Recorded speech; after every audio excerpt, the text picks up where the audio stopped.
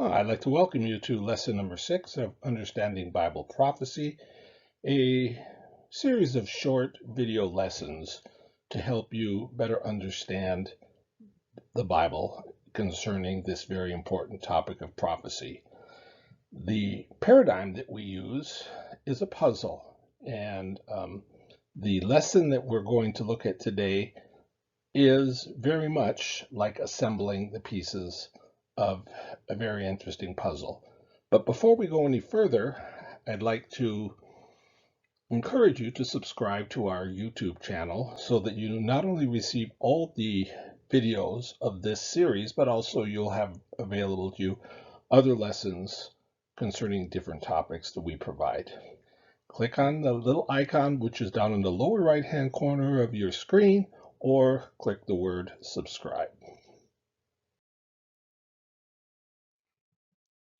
Our study today is concerning the words of Jesus Christ in regard to the end times. The setting is in Jerusalem with his disciples outside the temple. Matthew 24, verse 1, Jesus went out, departed from the temple, and his disciples came to him for to show him the buildings of the temple. Jesus said unto them, See ye not all these things? Verily I say unto you, there shall not be left here one stone upon another that shall not be thrown down.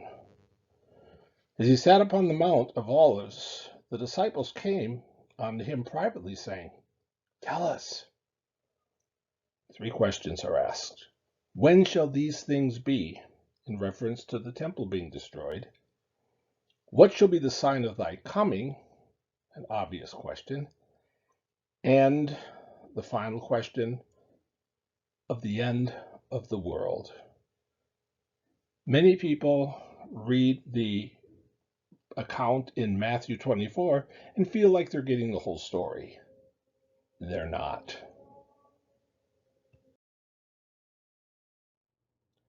Jesus began to paint a very dismal picture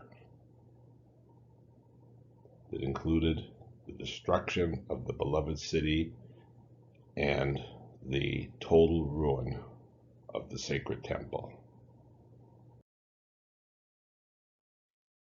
The disciples had asked him, when will the temple be destroyed? Because he had told them not one stone will be left upon another. He gives the answer to that question concerning the temple. And the answer has to do with how it will be destroyed by Rome at what we call the start of the Jewish dispersion. And also he brings some information concerning the prophecy of Daniel, where Daniel talks about the abomination that makes desolate, and Jesus indicates that that happens at the time of the end of the time of the Gentiles. The second question that the disciples asked Jesus was, what is the sign of your returning? And he gives them an answer to that question. It has to do with the nation of Israel and also with the church. Concerning Israel, they would be scattered throughout the world until the end of the time of the Gentiles. Concerning the church, they would also be going throughout the entire world, but to preach the gospel to every creature. And when they have finished their task, for them, the end would come.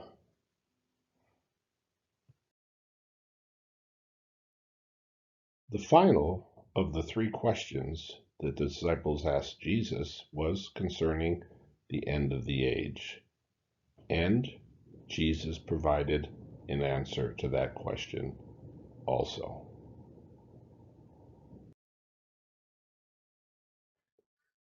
The sign of the end of the age given by Jesus has to do with the Gentile systems and nations. and for them it will be judgment and tribulation.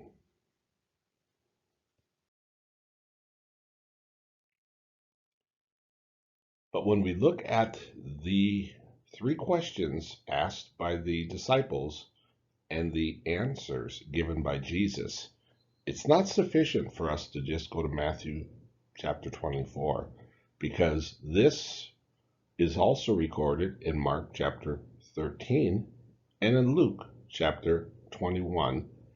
And then there are also additional relevant Bible prophecy verses that should be taken into consideration. Before I go to the next slide, I want to just say this. Everyone knows if you want to study about the birth of Jesus Christ, you don't just go to the Gospel of Matthew. Now, you're going to get a good part of the story, but you're not going to get all the details. Mark has something additional.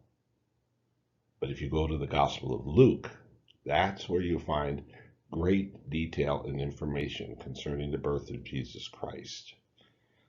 Gospel of John seems to leave out a lot of details, but it's still vital to look at all four gospel accounts for the story of the birth of Jesus Christ.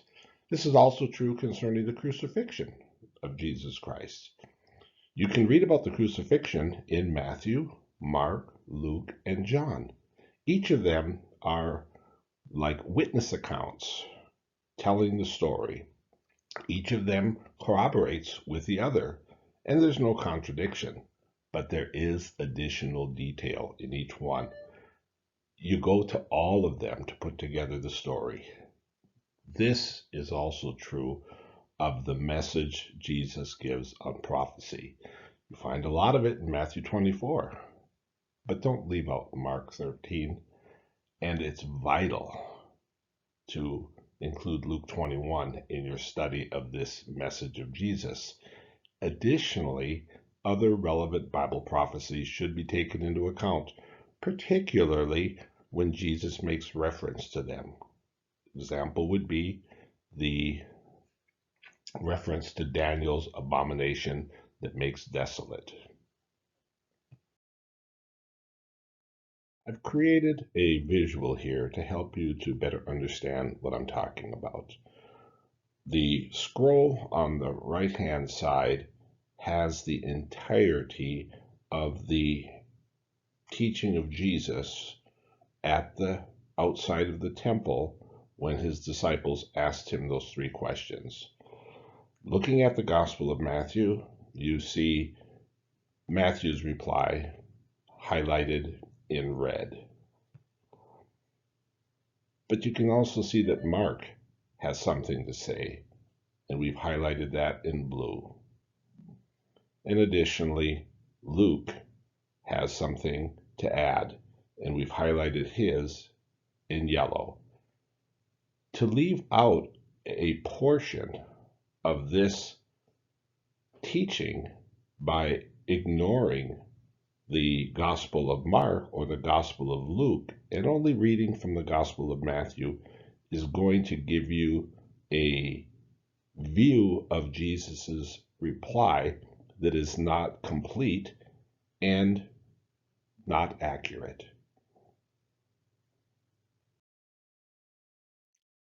Now we're going to go through the text of the teaching of Jesus, and we want to compare and look at all three recorded instances at the same time so that we can see how that they align, but also how that some provide additional detail to the entire teaching.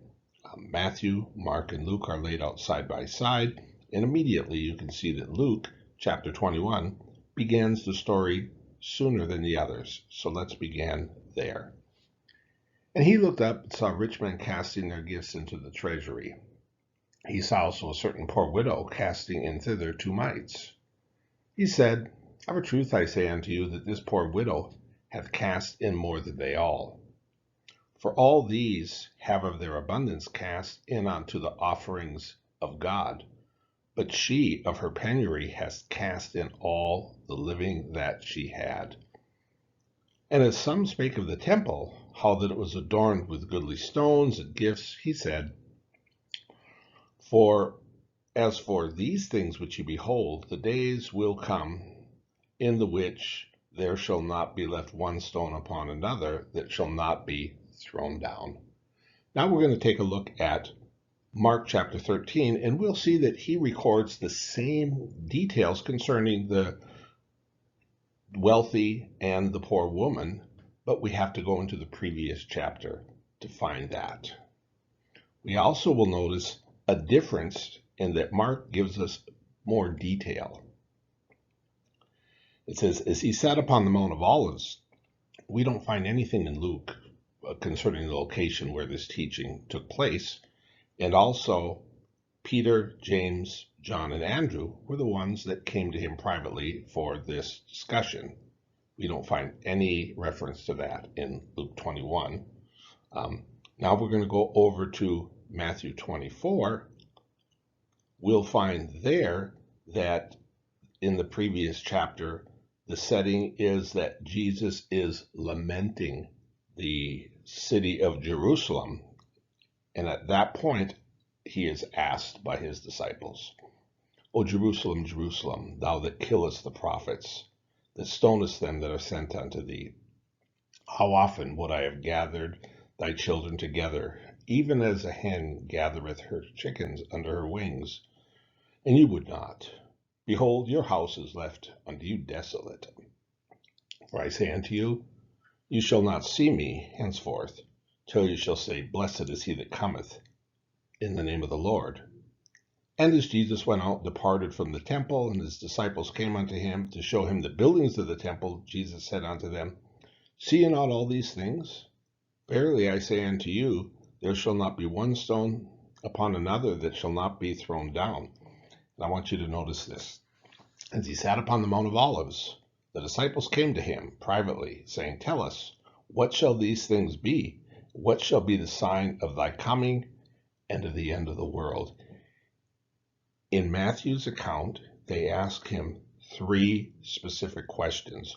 One of them concerning the destruction of the temple, 2 concerning things far future, the return of Christ and the end of the age. But when we go back to Luke 21, we don't find that level of questioning. And we're going to take a look further into the text to see the detail. Notice Luke 21:7. They asked him, saying, Master, when shall these things be? What shall be the sign?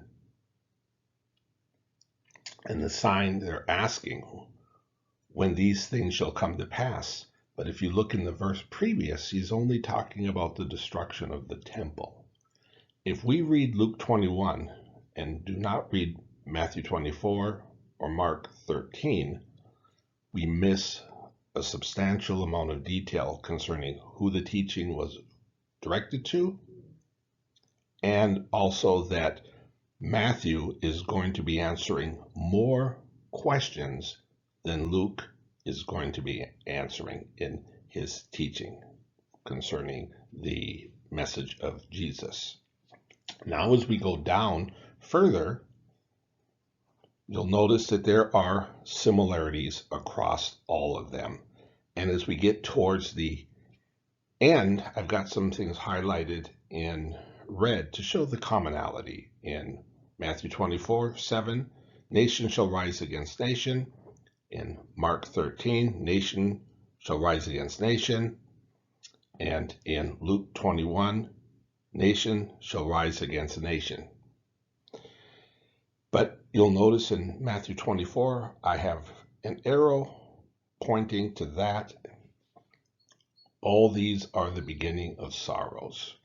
And also you'll notice that in Luke 21, I have that same arrow, even though at this point we don't see the words, all these are the beginning of sorrows. But we can know from this that he's not describing the tribulation period here. He's describing a earlier time that is in relation to the destruction of the temple, not the end of the age or the return of Christ. What I've done now is I've taken that portion just so we can keep things in context.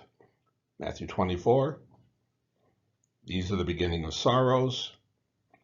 And let's go over and look at Luke 21. Notice how Luke carries out the answer.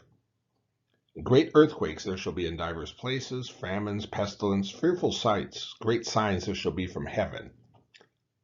He seems to take us way into the future, and then he uses these words, but before all these things. That's important. Luke is answering the question concerning the destruction of the temple, and he's making it clear that something happens before all these great signs. They shall lay hands on you, persecute you, deliver you up in synagogues and into prisons, being brought before kings, rulers for my name's sake. But it shall turn to you for a testimony. Settle it therefore in your hearts, not to meditate before what you shall answer. I give you a mouth and wisdom, which all your adversaries shall not be able to gainsay nor resist. And you shall be betrayed both by parents and brethren, kinsfolks, friends. Some of you they will cause to be put to death. You shall be hated of all men for my name's sake, but there shall not a hair of your head perish. He's talking to his followers here, and he's giving guidance concerning the preaching of the gospel in the world and how that they're going to be persecuted. That is not a sign of the end of the age. That is not a sign of the return of Christ. That is just the atmosphere and the circumstances in which the gospel will be preached. Notice at the beginning he said, but before all these things, speaking of the pestilences, the fearful sights, the great signs from heaven, before those things, you're going to preach the gospel in the world. Now I want you to notice, I've added a bar across here, Rome invades Israel. Still looking at Luke 21 in verse 19, in your patience, possess ye your souls. Be patient. This is just the way it's going to be. And when you shall see Jerusalem compassed with armies, then know that the desolation thereof is nigh. During this preaching of the gospel, there's going to come a time when Jerusalem will be invaded. This is the invasion of the Romans that happened about 30 years after the time of Christ. You shall see Jerusalem compassed with armies, then know that the desolation thereof is nigh. Let them which are in Judea flee to the mountains. Let them which are in the midst of it depart out. Let not them that are in the countries enter thereinto, for these be the days of vengeance, that all things that are written may be fulfilled. Woe unto them that are with child, to them that give suck in those days, for there shall be great distress in the land, and wrath upon this people. Speaking of the Jewish people, particularly the city of Jerusalem, and it's going to be in reference to the question that is being answered in Luke 21 in relation to the destruction of the temple. They shall fall by the edge of the sword, they being the Jews, shall be led away captive into all nations, which indeed happened and continued for almost 2,000 years. And Jerusalem shall be trodden down of the Gentiles, meaning non-Jewish nations would control that city, that land, until the time of the Gentiles be fulfilled, which is exactly what happened when Rome invaded Israel, destroyed the city of Jerusalem, and the temple was literally dismantled, stone by stone, just as Jesus had said. You'll notice that Matthew and Mark at this point are silent. Carrying over Luke 21's text so that you have the context, we are at the place where Israel has been scattered in all nations. Now we go to Mark 13, where Jesus said, But take heed to yourself, for they shall deliver you up to councils, synagogues. You shall be beaten. You shall be brought before rulers for my name's sake, and kings for my name's sake, for a testimony against them. Again, he's talking to the church here. But then he doesn't add any additional detail till you get down to, and the gospel must be published in all nations. Let's go to Matthew 24 to pick up the account. They shall deliver you up to be afflicted. They shall kill you. You shall be hated of all nations for my name's sake. He's talking here about the church, for the name of Jesus. Many shall be offended, betray one another, hate one another. Or we saw that to the point where one group literally would persecute the other Christian group to the point of death. There should be many false prophets arise, deceive many. So much false teaching came into the church at that time. Because iniquity shall abound, the love of many will wax cold. A lot of people just lost their faith in Christ because of the ugliness that was going on within the churches. But he that shall endure to the end, the same shall be saved. And the gospel of the kingdom shall be preached in all the world for a witness to all nations, and then shall the end come. This lines up very much with Mark. The gospel must be published among all nations. I believe that the end that is coming at that point is an answer to the second question concerning the return of Christ. The first question is answered in Luke concerning the destruction of the temple by Rome. Now the second question is answered in Matthew and Mark, particularly in Matthew, concerning the gospel being preached, the job being finished. The church can now go to its reward. In verse 11 of Mark 13, but when they shall lead you, deliver you up, take no thought beforehand what you shall speak, neither do premeditate. Whatsoever shall be given you at that hour, speak. It is not you that speak, but the Holy Ghost. And again, we see that this is in reference to the church filled with the Holy Ghost, ministering the gospel of Christ. It takes us to the end of the preaching of the gospel to all nations. Now we're getting into the tribulation period. The church has been removed, and the Jewish people are returning to their land because the time of the Gentiles, if you notice in Luke 21, verse 24, Jerusalem shall be trodden down of the Gentiles until the time of the Gentiles be fulfilled. At such a point as the time of the Gentiles coming to an end, then the Jewish people will return to their land. They will once again become a nation, which we saw in 1948, and they will rebuild their temple because there is coming a man who is going to desecrate or do a horrible thing in that temple. It says in verse 15 of Matthew 24, when ye therefore shall see the abomination of desolation spoken of by Daniel the prophet stand in the holy place. The holy place is in the temple. Whoso readeth, let him understand. Let them which are in Judea flee to the mountains. Once again, the fire alarm goes off in Israel, and once again, the people flee out of the city. They did that under the Romans 2,000 years ago, and they will do that during the tribulation period when the Antichrist goes into the newly built temple and sets up an image and declares himself to be God. Looking at the completion of the text here, you'll notice that Luke really says nothing more until you get down towards the end of the tribulation period. So we're going to look at Matthew's account, which is very similar to Mark's. In verse 17, let them which is on the housetop not come down, take anything out of the house, neither let them which are in the field return back to take his clothes. Woe unto them that are with child, and to them that give suck in those days. Pray ye that your flight be not in winter, neither on the Sabbath day.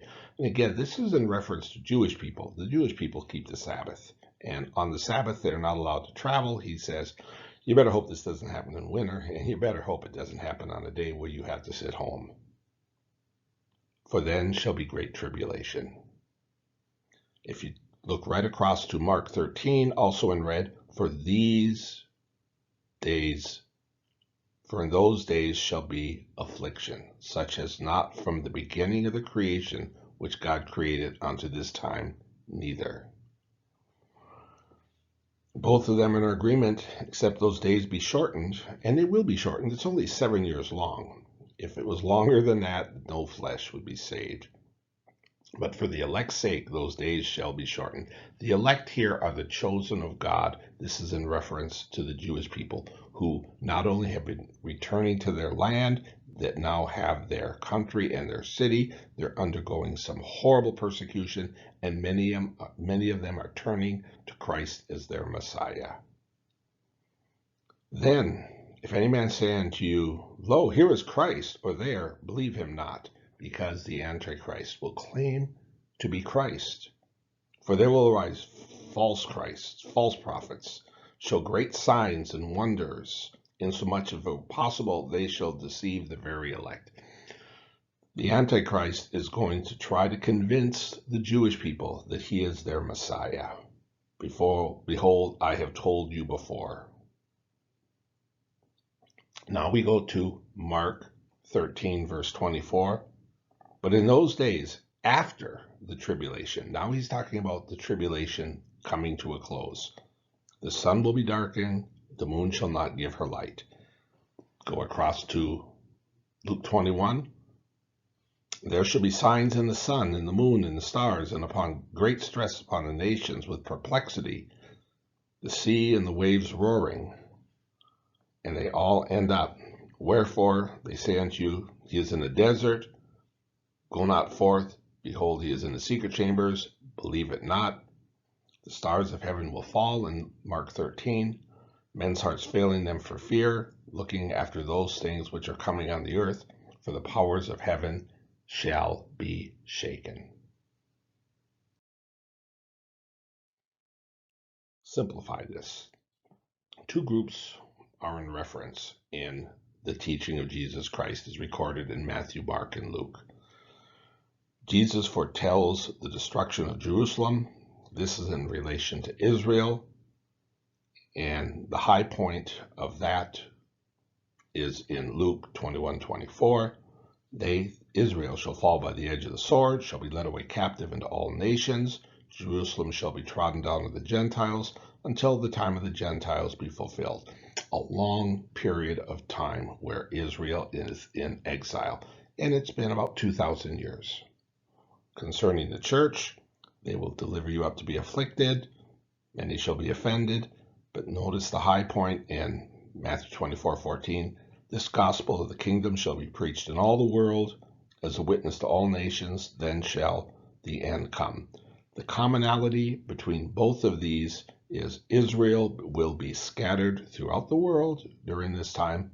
The church also will be sent throughout the world during this time. The major points that we need to bring out is concerning Israel. It's heading toward the Antichrist, going into the newly built temple to declare himself to be the Messiah. And for the church, the hope is when this gospel shall be preached in all the world, when the job is finished, we go home to our reward. Jesus Christ says, I have prepared a place for you, and he will receive us unto himself. See our teaching concerning the rapture for more detail on this.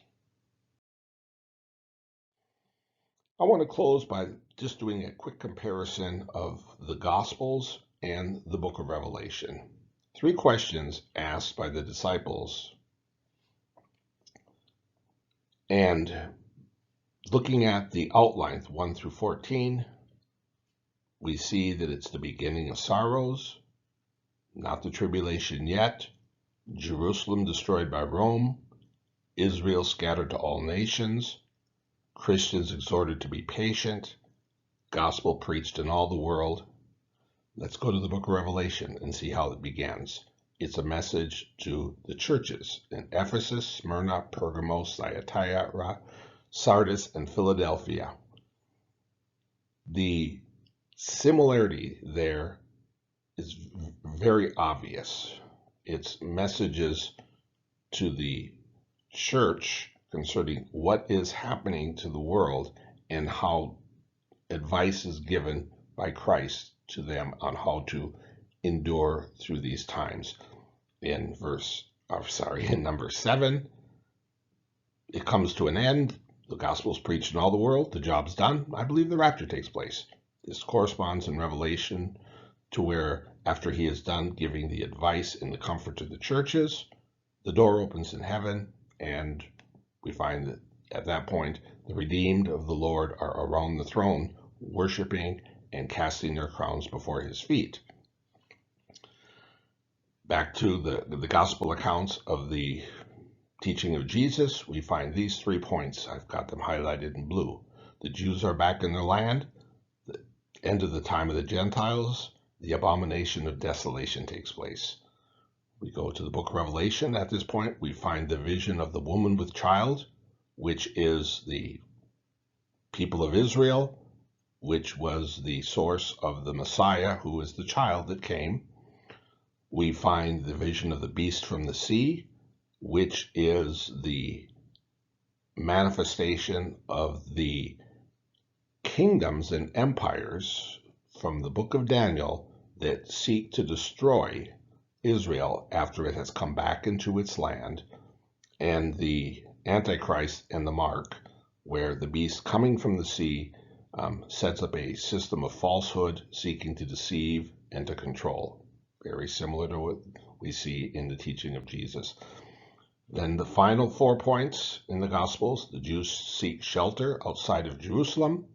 We see in Revelation the vision of the dragon, very similar story. In number 12 of the Gospels, tribulation. Number 12 in Revelation, the vision of the harlot and the beast. Number 13 in the Gospels, the end of the tribulation. We find the seals, the trumpets, and the vials. And then ultimately, both of them end the same. Jesus returns in victory. I hope this has been helpful for you. And Lord bless you. We look forward to you being a part of additional studies on this very important topic.